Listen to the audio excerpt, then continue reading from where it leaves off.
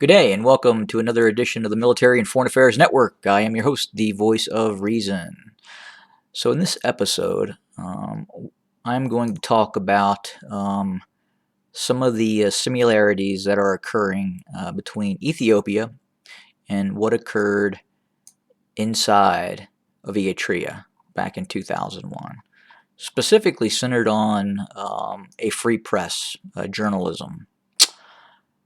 So, recently, inside of Ethiopia, there have been journalists who have been critical of the government of Abiy Ahmed. And these journalists have been visited by reportedly state security officials. Some have been beaten, some have been attacked, some have been placed inside of detention because they're saying things that the government of Abiy Ahmed does not want them to say. That could be critical of the ongoing conflict inside of Tigray. It could be critical of the Ethiopian government allowing foreign forces, a foreign dictatorship, to allow these forces to enter Ethiopia and plunder its cities. The journalism reports that are coming out of Addis Ababa specifically are deeply concerning for journalists.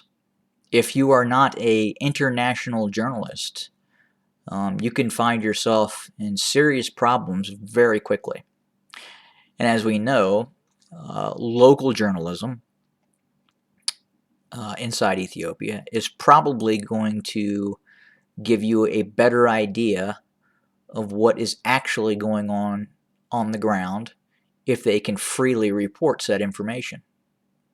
If they're not allowed to freely report said information, you're only going to get one side of what is exactly occurring.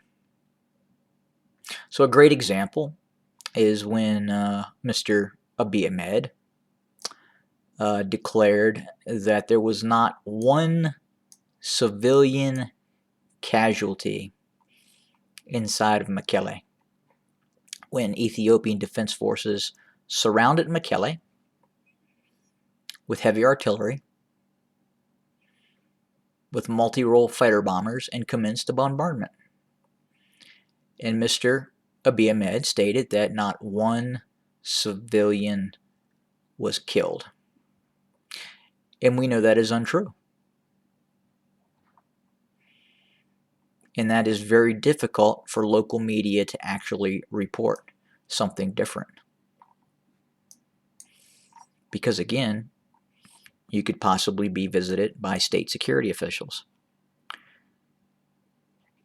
And the reason I'm drawing comparison between that issue and what occurred inside of Eritrea is something very similar happened. Mr. Afwerki cracked down on independent journalism. And there is now just one voice, and that is the state voice. And if you are another voice that says something counter to the government line or counter to the Afwerki line, well, you'll find yourself in a prison camp, never to be seen from again.